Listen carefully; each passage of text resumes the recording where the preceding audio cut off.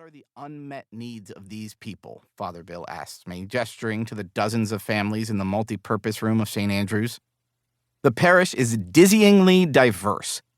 In line for fried haddock that night were lobbyists and taxi drivers. Irish-American dads who were baptized there in the 1970s sat with Eritrean parents who had arrived in Silver Spring last year. Middle-class and upper-middle-class suburban parents, he said, what do they need that their world doesn't give them?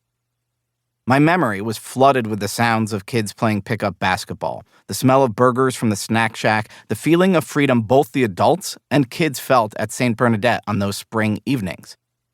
St. A should have its own Friday night on the field, I realized. Yes, there are other rec leagues. Yes, there are plenty of places to get a burger. But I told Father Bill, we need a place to bring our children and ignore them while we hang out with other adults. Such an institution would meet a second need of suburban parents, a sports program for our children that wasn't intensive, didn't claim to be elite or select, and didn't require travel. So we refurbished the infield and the dugout, found a couple of grills, and launched our own T-ball program. Bring the whole family in a picnic blanket, we told the parents. We'll have burgers and dogs and cover the costs with donations. Quote, I do not consider this a first step to a Division I scholarship, I wrote to the parents in my recruiting email. One nervous first-grade dad saw me the next morning and asked, do you mean we already should have taken the first step? I laughed, but when I reflected on this one dad's worry, I realized it was part of the larger problem we were trying to address, a plague of parental anxiety and exhaustion. Parents worry that they are failing if their kids are not prodigies by age 8 or aren't on the path to dominance in violin, tennis, or math.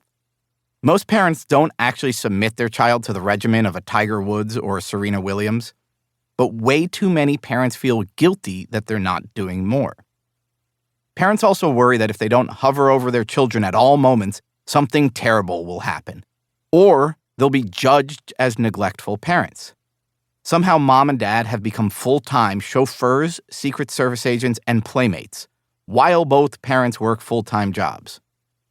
St. A's T-ball was a smashing success, and it continued to run, even after Katie and I left the parish for Virginia. Families kept coming on Friday night, even when they had no T-ball-aged kids. They craved the opportunity for low-pressure family time. This was far, far bigger than T-ball and burgers. I thought about the least pleasant parts of parenting for me and Katie. Hours in the car, taking overscheduled kids to ballet and sports, worrying about some parent calling the county government on us if our children go to the playground alone, and the pure exhaustion of having to run these little people's lives. And realized these were a part of a culture-wide plague. I began studying the literature on American parenting in childhood, and I found epidemics of burnout. One data point made my jaw drop. While today's dads do much more parenting than our dads did, and today's moms are employed much more than their moms were, today's moms nevertheless spend more time taking care of children than their mothers did.